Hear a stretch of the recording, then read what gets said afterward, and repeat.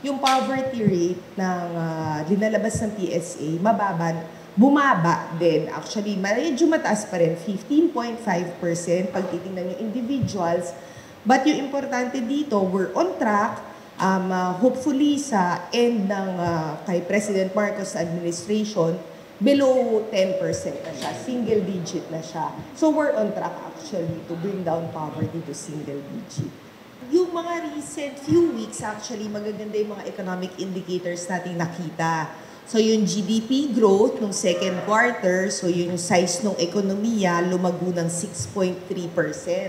So that's coming from 5.8 nung Q1. Mukhang mababa to dahil kasi di ba naalala nyo, 2 years ago, 2 years na actually, mataas yung inflation natin. At 6%, 5.8% last year. Pero ngayon, pababa na. Kaya hopefully, mas maganda yung maging outlook in terms ng household consumption. So actually, mas maganda yung employment. Mas madaming mga tao nagkakatrabaho.